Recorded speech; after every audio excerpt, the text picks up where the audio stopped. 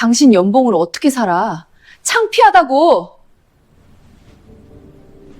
아내 지은이가 소파에 앉은 27살 남자를 가리키며 제게 소리쳤고 남자는 명품 시계를 차고 비웃고 있었습니다. 이 사람은 최민재야. 스타트업 CEO야. 나보다 8살 어린데 연매출 50억이야. 당신이랑은 비교도 안 돼. 아내가 자랑스럽게 말했어요. 바닥에는 명품 쇼핑백 5개가 널려 있었고 식탁 위에는 이혼 서류가 놓여 있었습니다. 하지만 그들은 몰랐습니다. 5년 후 최민재는 15억 빚더미에 앉고 아내는 3억 빚쟁이가 될 줄은, 그리고 저는 30억 자산가가 될 줄은 말입니다. 5년 후 제 사무실 문을 누군가 두드렸습니다. 초췌한 모습의 아내가 들어와 떨리는 목소리로 말했어요. 준호 씨, 빚이 3억이야. 제발 좀 도와줘. 저는 명품 시계를 찬 손목을 보며 차갑게 대답했습니다. 5년 전에 내 연봉으로는 못 산다고 했잖아. 진짜 이야기는 지금부터였습니다. 그날은 평범한 수요일 밤이었고 저는 회사에서 야근을 마치고 밤 10시에 집에 도착했습니다. 평소보다 2시간 일찍 들어온 거였어요. 현관문을 열었을 때 거실 불이 환하게 켜져 있었고 낯선 남자 구두가 현관에 놓여 있었습니다. 명품 브랜드였고 제가 한 달 월급으로도 살 수 없는 가격이었어요. 심장이 내려앉았습니다. 거실로 들어갔을 때 아내와 젊은 남자가 소파에 나란히 앉아 와인을 마시고 있었고 바닥에는 에르메스, 샤넬, 루이비통 쇼핑백들이 널려 있었습니다. 제가 아내에게 한 번도 사준 적 없는 브랜드들이었어요. 지은아, 이게 무슨 상황이야? 제 목소리가 떨렸습니다. 아, 준호 씨 왔어? 아내가 태연하게 말했고 남자는 저를 훑어보더니 코웃음을 쳤어요. 안녕하세요. 저 최민재라고 합니다. 스타트업 대표예요. 최민재가 명함을 내밀었고 명함에는 CEO라고 적혀 있었습니다. 27살에 회사 만들어서 작년 매출이 50억 넘었어요. 제 손이 떨렸지만 참았습니다. 지은아, 대체 무슨 일이야? 아내가 와인잔을 내려놓고 저를 똑바로 봤어요. 준호 씨, 솔직하게 말할게. 나 최민재 씨 좋아해. 그리고 더 이상 당신이랑 못 살겠어. 뭐라고? 당신 연봉으로 어떻게 살아? 수아 학원비도 제대로 못 내잖아. 나 이제 지쳤어. 창피해. 최민재가 소파에 편하게 기대며 말했습니다. 형님, 실례지만 연봉이 어떻게 되세요? 3,800만 원인데. 그게 왜? 아, 그 정도면 실수령액이 한 달에 250 정도 되시겠네요. 전 한 달 순이익이 4천인데요. 비교가 좀. 최민재가 웃으며 말했고 제 주먹이 떨렸습니다. 아내가 식탁으로 가서 서류 봉투를 집어 제 앞에 던졌습니다. 이혼 서류였어요. 내일 법원 가서 도장 찍어. 위자료는 2천만 원 줄게. 수아는 내가 키울 거야. 당신한테 맡기면 불쌍하잖아. 수아는 우리 딸인데. 그러니까 내가 키워야지. 가난한 아빠보다는 나은 환경에서 키워야 애가 행복하잖아. 그때 방문이 열리며 6살 딸 수아가 나왔습니다. 엄마, 시끄러워. 수아가 눈을 비비며 말했고 저는 달려가서 수아를 안았어요. 수아야, 괜찮아. 아빠 여기 있어. 하지만 수아는 제 품에서 빠져나가 최민재에게 갔습니다. 민재 아저씨, 어제 사준 인형 고마워. 수아가 웃으며 말했고 제 가슴이 무너지는 것 같았습니다. 수아야, 민재 아저씨가 뭐 사줬어? 제가 떨리는 목소리로 물었지만 수아는 대답하지 않았어요. 최민재가 수아 머리를 쓰다듬으며 말했습니다. 저번 주부터 수아랑 친해졌어요. 장난감도 사주고 놀이공원도 갔죠. 애가 절 엄청 좋아하더라고요. 저번 주부터? 네. 지은이랑 사귄 지 한 달 됐거든요. 한 달. 아내가 한 달 동안 저를 속이고 있었다는 사실이 믿기지 않았습니다. 지은아, 우리 결혼한 지 8년이야. 수아도 있고, 이럴 수 있어? 8년 동안 뭐 해줬어? 좁은 빌라에서 근근히 살게 했잖아. 친구들은 다 아파트 사는데 나만 빌라야. 부끄러워 죽겠어. 저는 이혼 서류를 집어들고 봤습니다. 위자료 2천만 원, 양육권 아내, 면접교섭권 월 1회, 제가 서명할 곳만 비어 있었어요. 생각할 시간 좀 줘. 뭘 생각해? 어차피 결론은 똑같잖아. 내일 서명해. 안 그러면 내가 소송 걸 거야. 그럼 위자료도 없어. 다음 날 아침 저는 법원에 갔고 도장을 찍었습니다. 이혼이 확정됐고 2주 후 아내와 딸은 최민재의 강남 펜트하우스로 이사했어요. 저는 구로구 고시원으로 향했습니다. 월세 35만 원짜리 3평 방이었고 창문도 제대로 없는 곳이었어요. 짐을 풀며 통장을 확인했습니다. 위자료 2천만 원, 퇴직금 3천만 원, 총 5천만 원이 제 전 재산이었습니다. 고시원 바닥에 앉아 휴대전화를 켰고 아내 SNS를 확인했습니다. 이미 사진이 올라와 있었어요. 강남 펜트하우스 한강뷰, 최민재와 와인 마시는 사진, 행복해 보이는 딸, 새로운 시작, 해시태그 행복, 해시태그 감사 댓글에는 축하 메시지가 수백 개 달려 있었습니다. 회사에서는 소문이 퍼졌습니다. 박 과장 부인이 20대 재벌이랑 바람났대. 불쌍하게. 복도를 지날 때마다 동료들이 수군거렸고 저는 그 시선을 견딜 수 없었어요. 2주 후 저는 퇴사를 결심했습니다. 하지만 진짜 충격은 다음 날이었습니다. 퇴직금 3천만 원이 통장에 들어왔고 저는 고시원 방에서 노트북을 켰습니다. 유튜브에서 재테크 투자를 검색했고 수백 개의 영상이 떴어요. 1천만 원이 1억이 됐습니다. 코인으로 인생 역전. 이것만 하면 부자 됩니다. 저는 그 영상들을 하나씩 보기 시작했습니다. 3일 동안 잠을 거의 자지 않고 영상을 봤고 노트에 정리했어요.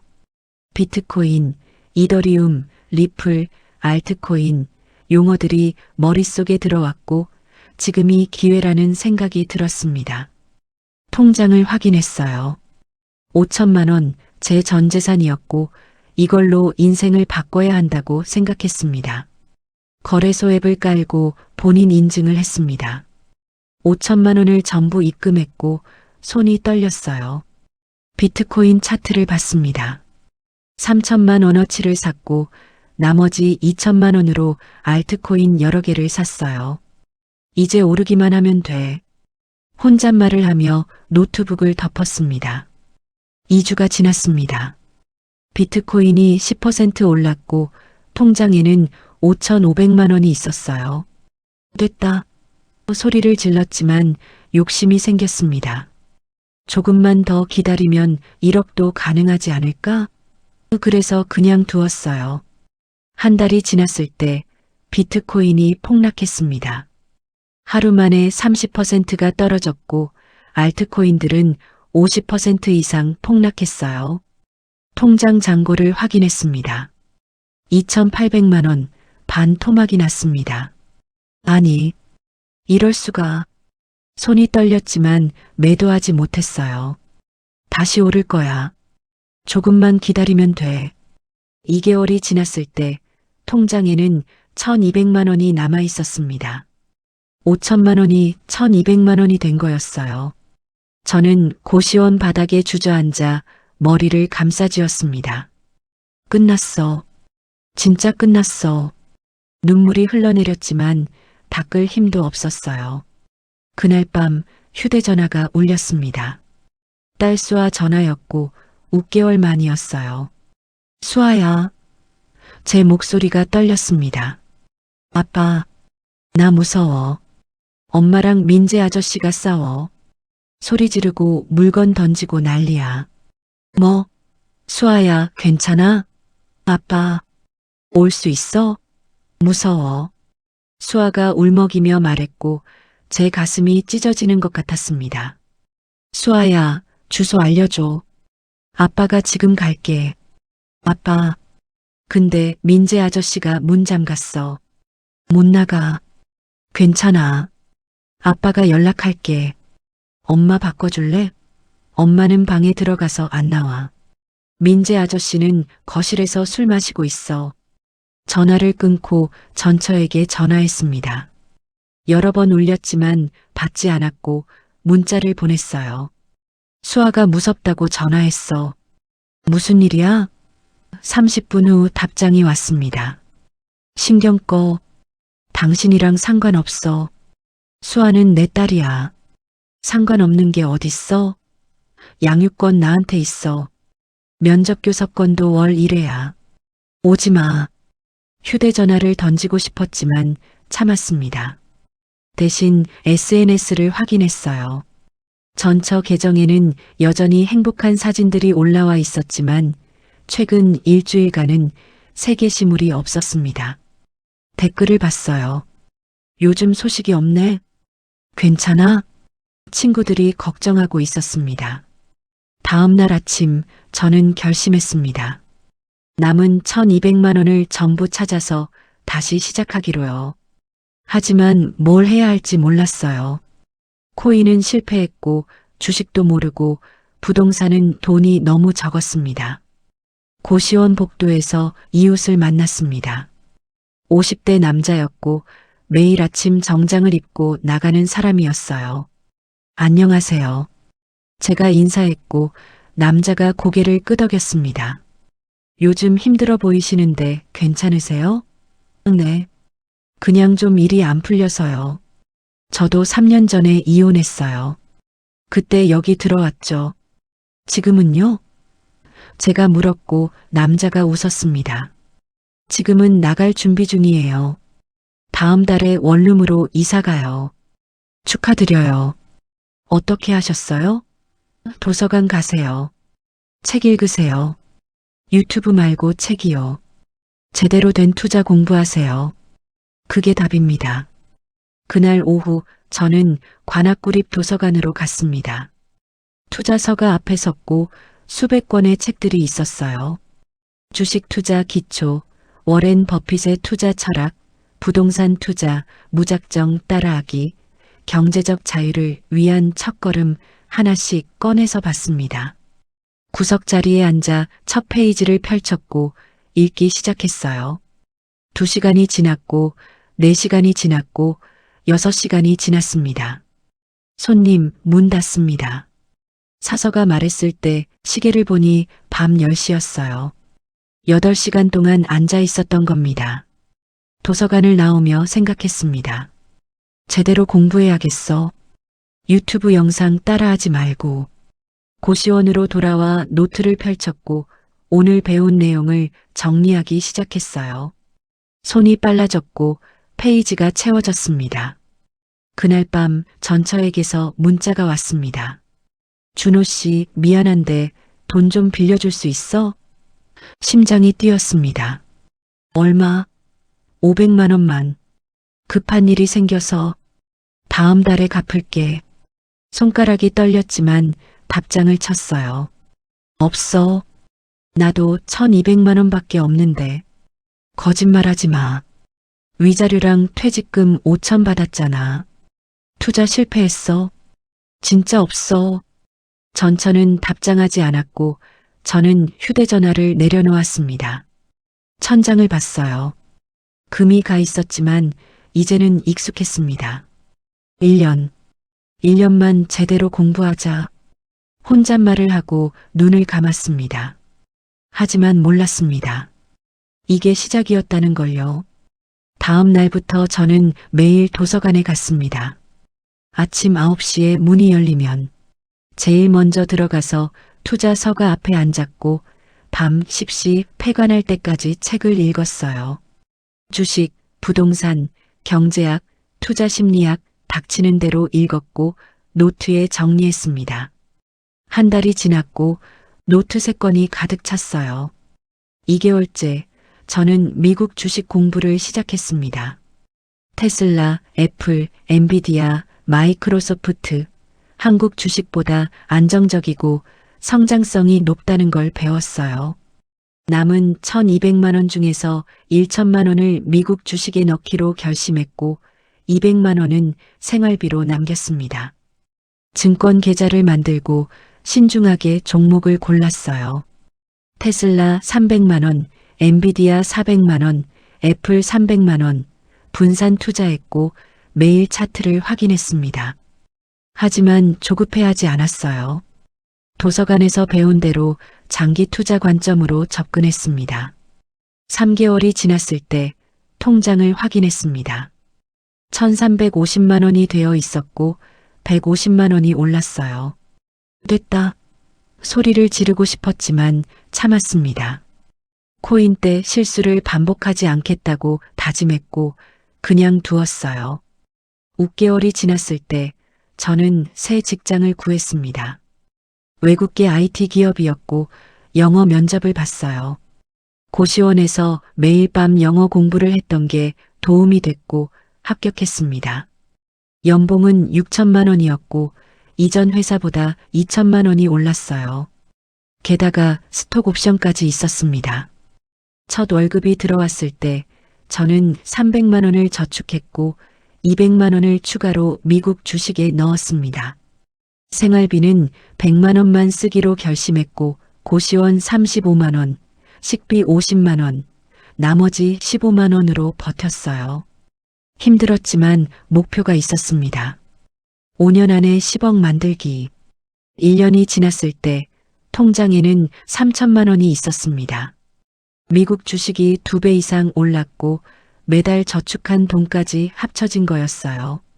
저는 고시원 바닥에 앉아 통장을 보며 울었습니다. 1년 전 1,200만 원에서 3천만 원이 된 겁니다. 그때 휴대전화가 울렸고 수아 전화였어요. 아빠, 나 엄마랑 못 살겠어. 엄마랑 민재 아저씨가 매일 싸워. 수아야, 괜찮아? 아빠, 나 아빠랑 살고 싶어. 데리러 와줘. 제 가슴이 찢어졌지만 침착하게 말했습니다. 수아야, 조금만 기다려. 아빠가 준비하고 있어. 1년만 더 기다려줄 수 있어? 1년? 왜 이렇게 오래? 아빠가 수아 데려올 준비를 해야 해. 집도 구하고 학교도 알아봐야 하잖아. 알았어. 그럼 1년만 기다릴게. 전화를 끊고 저는 주먹을 꽉 쥐었습니다. 1년 안에 반드시 수아를 데려온다. SNS를 확인했습니다. 전처 계정에는 3개월 전부터 새 게시물이 없었고 친구들이 댓글로 걱정하고 있었어요. 연락 좀 해. 무슨 일 있어? 저는 최민재 계정을 찾아봤습니다. 최민재 계정도 5개월째 업데이트가 없었고 회사 소식도 없었어요. 다음 날 저는 최민재 회사를 검색했습니다. 뉴스 기사가 떴어요. 스타트업, 투자 유치 실패, 자금난 심각 대표 최민재, 직원 월급 체불 논란 기사를 읽으며 손이 떨렸습니다. 최민재 회사가 무너지고 있었어요. 2년째 제 통장에는 8천만 원이 있었습니다. 미국 주식이 계속 올랐고 테슬라가 3배, 엔비디아가 4배가 됐어요. 저는 수익을 일부 실현했고 다시 분산 투자했습니다. 회사에서는 승진했고 연봉이 8천만 원으로 올랐어요. 그때 전처에게서 전화가 왔습니다. 1년 만이었어요. 준호 씨, 돈 좀 빌려줄 수 있어? 목소리가 떨리고 있었습니다. 얼마? 2천만 원. 급하게 필요해. 무슨 일인데? 묻지 마. 제발 좀 빌려줘. 갚을게. 없어. 나도 빠듯해. 준호 씨, 제발. 우리 수아 생각해서라도. 수아? 수아 어디 있어? 통화 좀 시켜줘. 전처가 망설이다가 수아에게 전화를 넘겼습니다. 아빠. 수아 목소리가 들렸고 2년 만이었어요.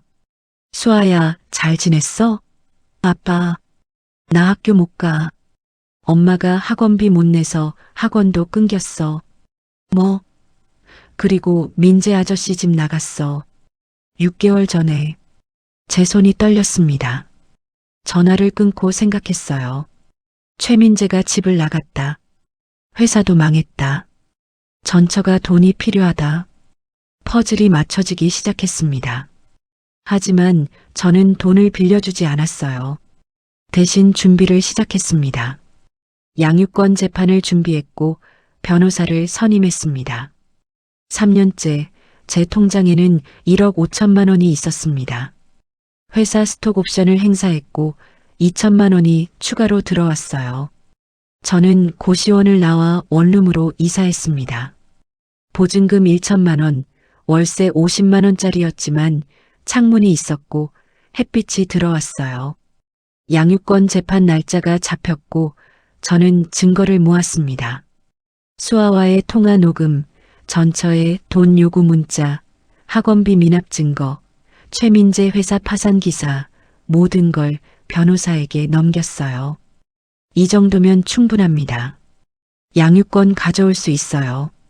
변호사가 말했고 저는 고개를 끄덕였습니다. 하지만 진짜 비극은 지금부터였습니다. 양육권 재판 일주일 전 전처에게서 전화가 왔습니다. 준호 씨 만나자. 할 얘기가 있어. 목소리가 다급했고 저는 강남역 근처 카페를 약속 장소로 정했어요. 3년 만에 만나는 거였습니다. 카페에 도착했을 때 전처는 이미 와 있었습니다. 3년 전과는 완전히 달라진 모습이었어요. 명품 옷은 온데간데 없고 유니클로 같은 평범한 옷을 입고 있었으며 머리는 염색이 빠져 새치가 보였고 화장기 없는 얼굴은 초췌했습니다. 앉아. 제가 말했고 전처가 고개를 숙이며 앉았어요. 준호 씨, 양육권 재판 취하해 줄 수 있어? 전처가 떨리는 목소리로 말했고 저는 커피를 한 모금 마셨습니다. 왜? 나한테 수아가 필요해. 제발. 수아한테 필요한 게 뭔데? 학원비도 못 내면서. 전처의 얼굴이 붉어졌습니다. 그건 일시적인 거야. 곧 나아질 거야. 최민재는? 전처가 고개를 떨궜어요. 헤어졌어. 6개월 전에. 회사 망했다며? 어떻게 알아? 기사 봤어. 투자 유치 실패, 직원 월급 체불, 파산 직전. 전처가 눈물을 닦았습니다. 민재가 사업 실패하고 나한테 돈 빌려달라고 했어. 5천만 원. 나도 없다고 했더니 화내면서 나갔어. 그래서 나한테 2천만 원 빌려달라고 했구나. 전처가 고개를 끄덕였어요. 미안해. 정말 급했어. 펜트하우스 월세를 3개월째 못 냈어. 집주인이 나가라고 해. 펜트하우스는 최민재 거 아니었어? 전세였어. 보증금 3억에 월세 500만 원. 민재가 월세 내다가 회사 망하면서 못 낸 거야. 저는 웃음이 나왔습니다. 3억 보증금에 월세 500? 그걸로 3년 살았어? 처음엔 괜찮았어. 민재가 돈 잘 벌었으니까. 근데 2년 차부터 회사가 안 됐어. 투자자들이 돈 안 준대. 그때부터 민재가 변했어. 술 마시고 화내고. 수아는? 전처가 눈물을 흘렸습니다. 수아가 학교에서 왕따 당해. 학원비 못 내서 학원 끊기고 애들이 다 알더라. 쟤네 엄마 이혼녀래 쟤네 가난하대. 수아가 매일 울어. 제 주먹이 떨렸지만 참았어요. 그래서 양육권 나한테 주는 게 맞는 거 아니야? 안 돼. 수아는 내가 키워야 해. 전처가 소리쳤고 카페 사람들이 쳐다봤습니다. 왜? 학원비도 못 내는데? 그래도 나는 엄마야. 엄마가 키워야지. 지은아 솔직하게 말해. 수아 양육비 받으려고 그러는 거지? 전처의 얼굴이 굳었습니다. 양육비가 얼마인 줄 알아? 준호 씨 지금 연봉이 얼마야? 8천? 그럼 양육비로 월 100만 원은 받을 수 있어. 내가 수아 키우면서 월 100만 원 받으면 살 수 있잖아. 제가 말을 끊었습니다. 수아를 돈벌이 수단으로 보는 거야? 아니야. 그게 아니라. 됐어. 재판 때 보자. 일어나려는데 전처가 제 팔을 잡았습니다. 준호 씨, 제발. 너는 재혼할 거잖아. 새 여자 만나면 수아가 불쌍해. 재혼? 나 연애도 안 해. 거짓말. 3년 동안 아무도 안 만났어? 응. 수아 데려올 생각만 했어. 전처가 손을 놓았습니다. 카페를 나와 걸으며 생각했습니다. 전처가 완전히 무너져 있었고 최민재도 사라졌어요. 3년 전 강남 펜트하우스에서 와인 마시던 그들이 이제는 월세도 못 내는 처지가 됐습니다. 하지만 저는 동정하지 않았어요. 제가 고시원에서 매일 밤 올 때 그들은 웃고 있었으니까요. 그날 밤 수아에게서 문자가 왔습니다. 아빠, 재판 때 나도 갈 수 있어? 판사님한테 말하고 싶어. 뭐라고? 아빠랑 살고 싶다고. 엄마는 나한테 관심 없어. 매일 울기만 해. 제 눈에 눈물이 고였습니다. 그래, 수아야. 아빠가 데리러 갈게. 일주일 후 재판 당일이 왔습니다. 법원 복도에서 전처를 만났고 옆에 수아가 서 있었어요. 수아야. 제가 달려갔지만 수아는 저를 보고 울었습니다. 아빠. 수아가 제 품에 안겼고 전처는 아무 말도 하지 않았습니다. 법정에 들어가 자리에 앉았습니다. 판사가 들어왔고 재판이 시작됐어요. 양육권 변경 신청권입니다. 원고 측 입장 말씀해 주세요. 제 변호사가 일어나 말했습니다. 피고는 현재 무직이며 월세 3개월 체불 상태입니다. 자녀 학원비도 6개월째 미납했고 경제적 능력이 없습니다. 전처 변호사가 반박했습니다. 원고는 3년 동안 자녀를 한 번도 만나지 않았습니다. 면접교섭권도 행사하지 않았어요. 제 변호사가 증거를 제출했습니다. 원고는 매달 피고에게 만남을 요청했으나 피고가 거부했습니다. 문자 기록 제출합니다. 판사가 수아를 불렀습니다. 수아 학생, 앞으로 나와보세요. 수아가 떨리는 걸음으로 나갔고 판사가 물었어요. 수아 학생은 누구랑 살고 싶어요? 수아가 저를 보며 말했습니다. 아빠요. 아빠랑 살고 싶어요. 전처가 벌떡 일어났습니다. 수아야. 하지만 판사가 제지했습니다. 이유를 말해볼래요? 판사가 물었고 수아가 울먹이며 말했어요. 엄마는 저한테 관심 없어요. 매일 전화만 하고 울기만 해요. 학교도 못 가고 밥도 제대로 못 먹어요. 아빠가 보고 싶어요. 판사가 고개를 끄덕이며 선고했습니다. 양육권을 부 박준호에게 변경합니다. 모 김지은은 월 1회 면접교섭권을 가집니다. 쿵! 망치 소리가 울렸고 전처가 주저앉았습니다. 하지만 진짜 재앙은 다음 달이었습니다. 양육권을 받은 다음 날 저는 수아를 데리러 전처가 사는 곳으로 갔습니다.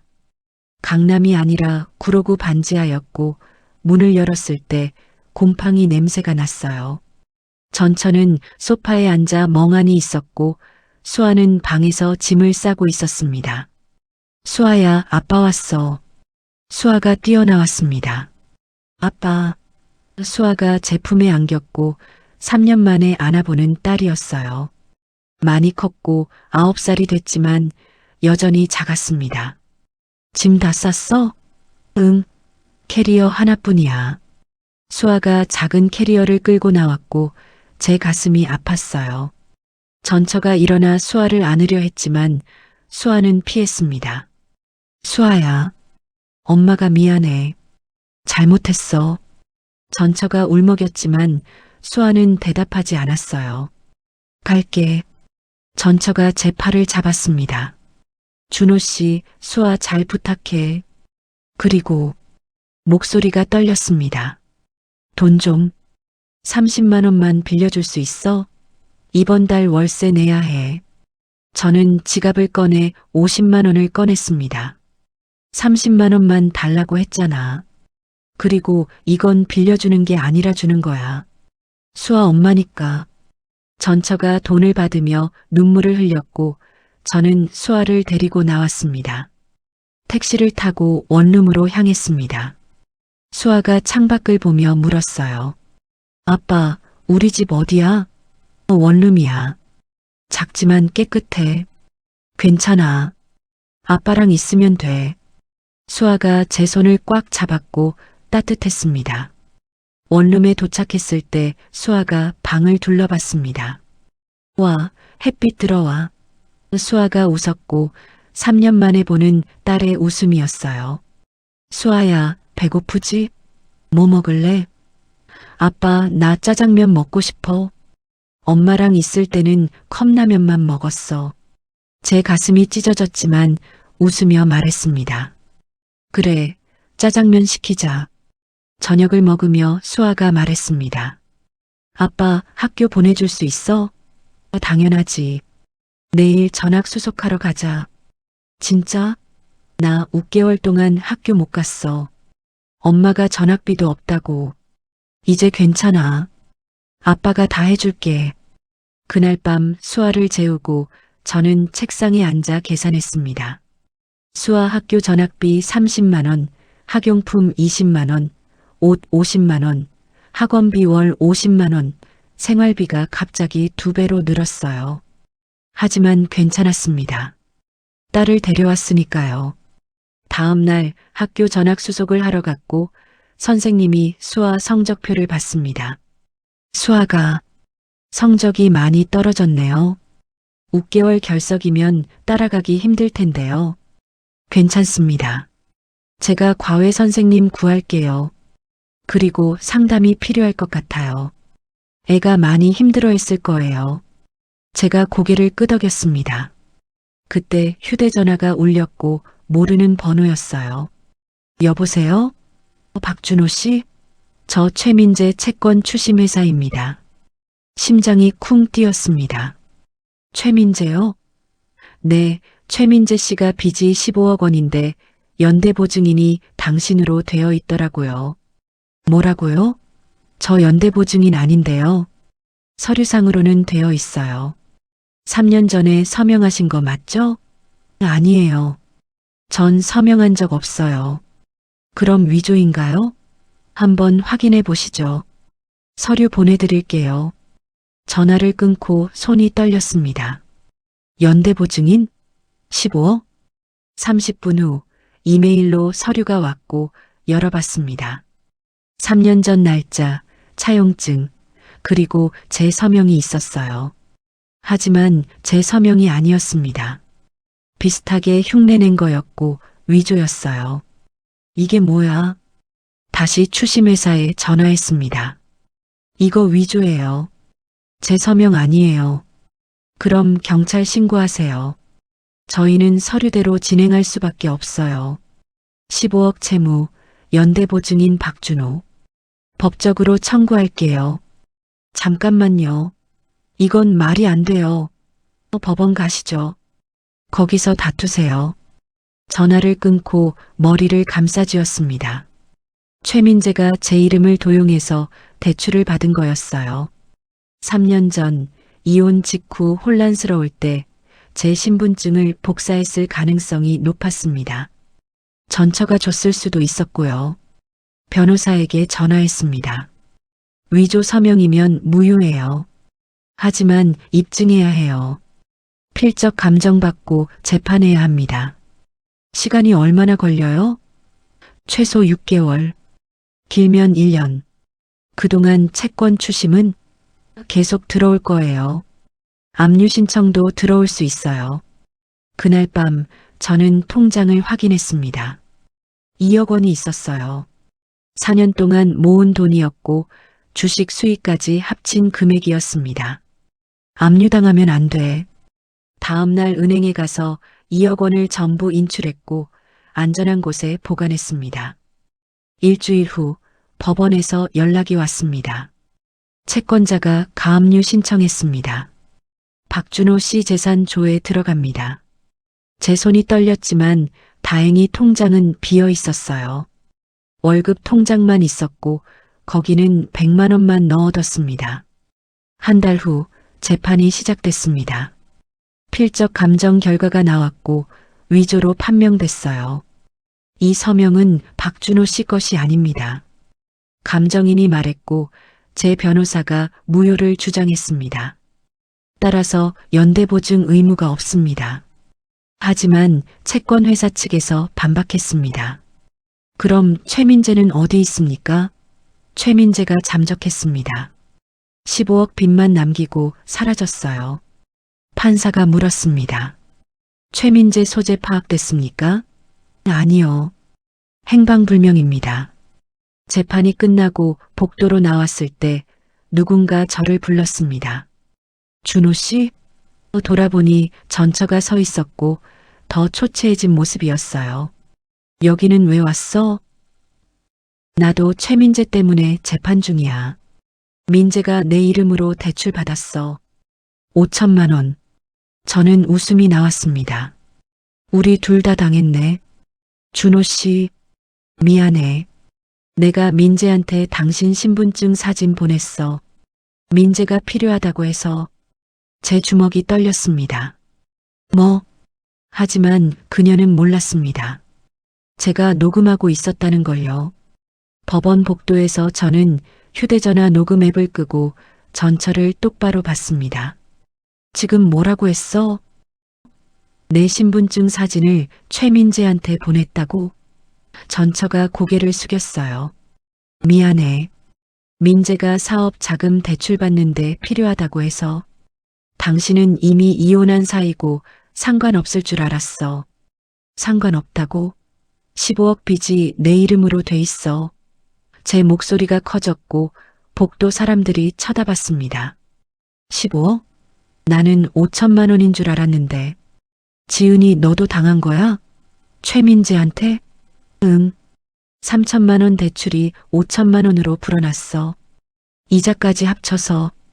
저는 휴대전화를 꺼내 변호사에게 전화했습니다. 변호사님, 전처가 신분증을 최민재한테 넘긴 걸 녹음했어요. 증거로 쓸 수 있죠? 당연합니다. 그거면 위조 입증 끝이에요. 전처를 증인으로 세우세요. 전처가 제 팔을 잡았습니다. 준호 씨, 나 증인으로 서면 나도 공범 아니야? 나 감옥 가는 거 아니야? 아니야. 당신도 피해자야. 최민재가 사기친 거지. 하지만 증언은 해야 해. 알았어. 할게. 어차피 민재 때문에 내 인생 망했으니까. 한 달 후 재판 날이 다시 왔습니다. 전처가 증인석에 섰고 선서를 했어요. 증인은 피고 박준호와 무슨 관계입니까? 판사가 물었습니다. 전처입니다. 6년 전에 이혼했습니다. 최민재와는 동거했습니다. 3년 정도요. 증인이 박준호 씨 신분증을 최민재에게 제공했습니까? 네, 제공했습니다. 법정이 술렁거렸고 채권사 변호사가 일어났어요. 그럼 공모 아닙니까? 전처가 고개를 저었습니다. 아니에요. 민재가 사업 서류 필요하다고 해서 줬어요. 대출받는 줄 몰랐어요. 판사가 서류를 보며 물었습니다. 그럼 박준호 씨는 이 대출에 대해 알고 있었습니까? 아니요. 전혀 몰랐어요. 저도 나중에 알았어요. 작년에 채권 추심 전화 받고요. 증인도 피해자입니까? 네. 저도 5천만 원 떠안았어요. 판결이 나왔습니다. 박준호의 연대보증 의무는 무효입니다. 위조된 서명이며 본인 동의가 없었습니다. 채권사는 최민재에게 청구하십시오. 쿵. 망치 소리가 울렸고 저는 숨을 깊게 쉬었습니다. 이겼어요. 법원을 나와 전처와 마주 섰습니다. 고마워. 증언해줘서. 준호 씨, 수아는 잘 지내? 응. 학교도 다니고 학원도 다녀. 친구들도 사귀고. 다행이다. 나 면회 신청해도 돼? 수아한테 물어볼게요. 수아가 원하면 만나게 해줄게. 그날 저녁 수아에게 물었습니다. 수아야, 엄마 보고 싶어? 수아가 고개를 저었어요. 아니, 엄마는 나 버렸잖아. 나 힘들 때 아무것도 안 해줬어. 그래도 엄마는 엄마잖아. 아빠, 나 엄마 안 봐도 돼. 아빠만 있으면 돼. 우겨 석 개월이 지났고 저는 회사에서 또 승진했습니다. 연봉이 1억 원이 됐고 수아 학원비도 충분히 낼 수 있었어요. 주식 계좌도 3억 원이 넘었고 비트코인도 조금 샀는데 2배가 됐습니다. 총 자산이 5억 원을 넘어섰어요. 어느 날 수아가 학교에서 상을 받아왔습니다. 아빠, 나 반에서 1등 했어. 상장을 들고 뛰어왔고 저는 수아를 안아 올렸어요. 우리 딸 최고다. 아빠 덕분이야. 아빠가 과외 선생님 구해줘서 수아가 열심히 한 거지. 그때 휴대전화가 울렸고 전처에게서 전화였습니다. 준호 씨, 돈 좀 빌려줄 수 있어? 또였어요. 얼마? 100만 원만. 집 월세 밀려서 나가야 해. 일은 안 해? 편의점 알바하는데. 한 달에 150만 원 벌어. 월세 50만 원 내면 남는 게 없어. 저는 한숨을 쉬었습니다. 계좌 알려줘. 100만 원 보낼게. 이번이 마지막이야. 다음부턴 안 돼. 고마워. 정말 고마워. 꼭 갚을게. 갚지 않아도 돼. 수아 엄마니까 주는 거야. 돈을 보내고 나서 생각했습니다. 6년 전 전처는 강남 펜트하우스에서 명품을 사고 와인을 마셨어요. 지금은 편의점 알바로 월 150만 원을 벌고 있습니다. 6년 전 저는 연봉 3,800만 원에 월세 35만 원 고시원에 살았어요. 지금은 연봉 1억 원에 자산 5억 원이 됐습니다. 그날 밤 수아가 자기 전에 물었습니다. 아빠, 우리 이사 갈 거야? 왜? 친구가 그러는데 우리 집 작대. 친구네는 아파트래. 제 가슴이 아팠지만 웃으며 말했어요. 그래, 이사 가자. 아파트로. 아빠가 준비 중이야. 다음 날부터 저는 아파트를 알아보기 시작했습니다. 수아 학교 근처 20평대 전세 3억 원짜리가 있었어요. 제 자산이 5억이면 충분했고 계약 준비를 시작했습니다. 한 달 후 이사를 갔고 수아가 방을 보며 소리쳤어요. 아빠, 내 방이야? 응, 수아 방이야. 와, 창문도 크고 책상도 있어. 수아가 뛰어다니며 좋아했고 저는 그 모습을 보며 눈물이 났습니다. 6년 만에 딸에게 제대로 된 방을 줄 수 있었어요. 그날 저녁 아파트 거실에서 수아와 함께 치킨을 먹으며 생각했습니다. 6년 전 그날 아내가 당신 연봉으로 어떻게 살아? 라고 물었을 때 저는 대답하지 못했어요. 하지만 지금은 대답할 수 있습니다. 이렇게 살아요. 열심히, 꾸준히, 포기하지 않고. 하지만 이건 시작에 불과했습니다. 1년이 지났습니다. 수아는 4학년이 됐고 반장을 했어요. 성적도 반에서 1등을 유지했고 친구들도 많이 사귀었습니다. 저는 회사에서 팀장으로 승진했고 연봉이 1억 5천만 원이 됐어요. 주식 계좌는 5억 원을 넘었고 비트코인도 3배가 올라 총 자산이 10억 원에 도달했습니다. 어느 날 오후 회사에서 일하고 있을 때 휴대전화가 울렸습니다. 모르는 번호였고 받았어요. 여보세요? 박준호 씨? 저 채권 매각 회사입니다. 또요? 전에 재판에서 이겼는데요. 아, 그게 아니라요. 최민재 채권 15억을 3억에 파는데 관심 있으세요? 심장이 뛰었습니다. 3억에 15억 채권이요? 네. 최민재가 행방불명이라 회수 가능성이 낮아요. 그래서 헐값에 파는 겁니다. 혹시 최민재 소재 아시면 사서 회수하실 수 있죠? 생각해 볼게요. 전화를 끊고 생각했습니다. 15억 채권을 3억에 산다?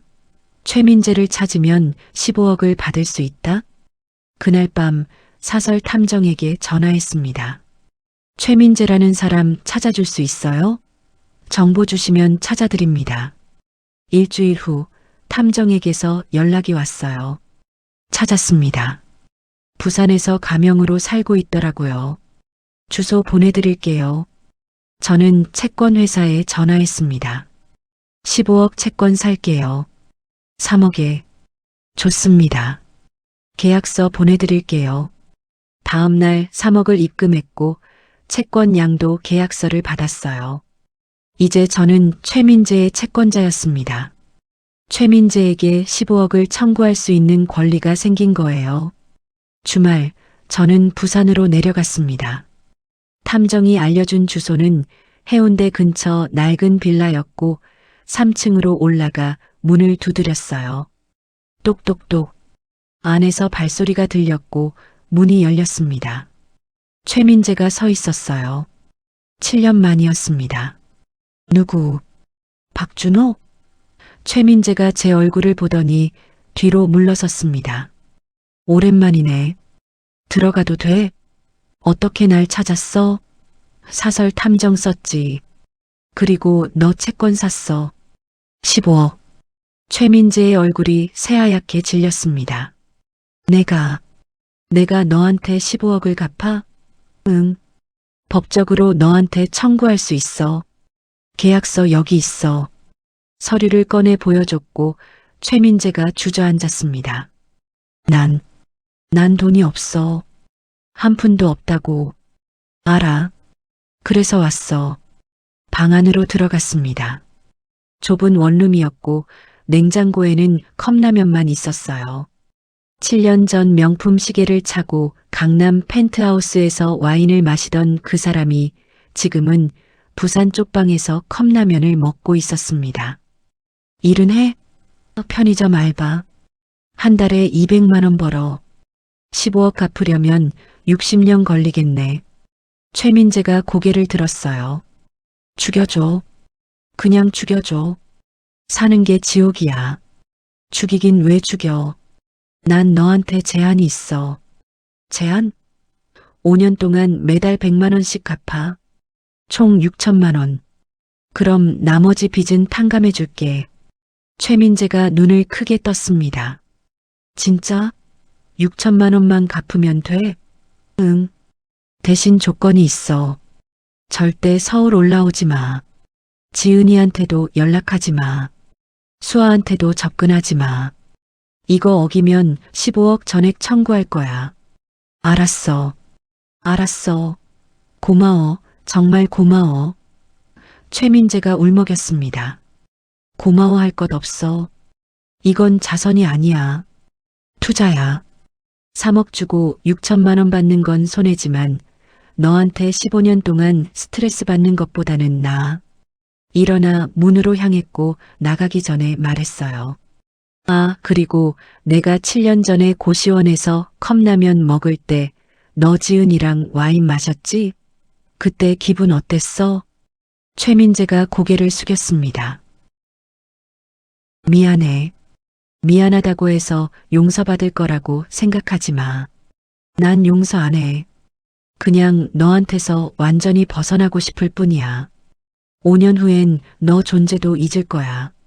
부산역으로 가는 택시 안에서 생각했습니다. 3억으로 최민재를 평생 부산에 가둬뒀어요. 15억 빚의 그림자가 그를 평생 따라다닐 겁니다. 저는 6천만 원을 받고 정신적으로 자유로워졌고요. 서울로 돌아와 수아를 데리러 학원에 갔습니다. 아빠. 수아가 뛰어나왔고 저는 수아를 안아 올렸어요. 오늘 뭐 먹을래? 아빠, 나 스테이크 먹고 싶어. 그래, 가자. 고급 레스토랑에 가서 스테이크를 시켰고 수아가 맛있게 먹는 모습을 보며 생각했습니다. 7년 전 저는 지은이와 최민재에게 무시당하고 쫓겨났어요. 지금은 제가 최민재의 인생을 쥐고 있습니다. 완벽한 역전이었어요. 그날 밤 휴대전화가 울렸습니다. 전처 지은이에게서였고 받았어요. 왜? 준호 씨, 민재 찾았어? 응. 부산에 있더라. 그래. 민재가 나한테 문자 보냈어. 너한테 빚 갚기로 했다고. 고맙다고 전해달래. 고마울 것 없어. 사업 거래야. 준호 씨 나도 일 구했어. 마트 계산원. 한 달에 250만 원 벌어. 이제 내 도움 안 받아도 돼. 잘 됐네. 수아는 보고 싶어? 응. 보고 싶어. 근데 수아가 날 싫어하잖아. 다음 주 일요일에 우리 집으로 와. 수아한테 물어볼게. 정말? 고마워. 지은이 목소리가 떨렸고 저는 전화를 끊었습니다. 수아 방으로 가서 물었어요. 수아야, 엄마 보고 싶어? 수아가 책을 내려놓고 생각하더니 고개를 끄덕였습니다. 엄마, 요즘 잘 지내? 응. 일 구했대. 열심히 사는 것 같아. 그럼 한번 볼까? 근데 아빠랑 같이 있을 때만. 당연하지. 아빠가 옆에 있을게. 수아가 제 손을 꽉 잡았고 따뜻했습니다. 다음 주 일요일 지은이가 우리 집에 왔습니다. 7년 만에 제대로 본 거였고 많이 변해 있었어요. 명품 옷 대신 평범한 옷, 염색 안 한 머리, 화장기 없는 얼굴, 하지만 표정은 7년 전보다 편안해 보였습니다. 수아야. 지은이가 수아를 보며 눈물을 흘렸고 수아가 천천히 다가갔어요. 엄마. 수아야, 미안해. 엄마가 잘못했어. 지은이가 수아를 안았고 수아도 엄마를 안았습니다. 저는 그 모습을 보며 생각했어요. 이제 됐어. 모든 게 제자리를 찾았어. 하지만 모든 게 제자리를 찾은 건 1년 후였습니다. 1년이 더 지났습니다. 봄날 오후 저는 한강공원 벤치에 앉아 있었습니다. 옆에는 수아가 아이스크림을 먹으며 강을 바라보고 있었고 5학년이 된 딸은 많이 컸어요. 아빠, 저기 오리 봐. 수아가 손가락으로 가리켰고 오리 가족이 물 위를 헤엄치고 있었습니다. 예쁘지? 응. 아기 오리들 귀여워. 수아가 웃었고 저는 그 웃음을 보며 생각했습니다. 8년 전 이혼 서류에 도장을 찍던 그날이 떠올랐어요. 고시원 3평방에서 천장의 금을 보며 울던 밤들, 도서관에서 혼자 공부하던 날들, 편의점 알바하며 컵라면으로 버티던 시간들이요. 휴대전화를 꺼내 통장을 확인했습니다. 총 자산 15억 원, 8년 전 5천만 원으로 시작했던 제가 여기까지 왔어요. 1년 차에는 코인 투자 실패로 1,200만 원까지 떨어졌었고 2년 차에 미국 주식으로 방향을 바꿔 3천만 원을 만들었습니다. 3년 차에는 테슬라와 엔비디아가 폭등하며 3억 원이 됐고 5년 차에 회사 스톡옵션까지 합쳐 5억을 넘었어요. 그리고 7년 차 비트코인이 3배 오르며 10억을 돌파했고 지금은 주식, 비트코인, 예금까지 합쳐 15억 원이 됐습니다. 연봉은 2억 원이 됐고 팀장에서 이사로 승진했어요. 최민재에게서는 매달 100만 원씩 들어오고 있었고 약속대로 2년째 한 번도 빠짐없이 입금되고 있었습니다. 아빠, 엄마 언제 와? 수아가 물었고 시계를 봤습니다. 30분 후에 온대. 조금만 기다려. 지은이는 이제 한 달에 한 번씩 수아를 만나고 있었어요. 처음엔 어색했지만 시간이 지나며 조금씩 관계가 회복되고 있었습니다. 30분 후 지은이가 도착했습니다.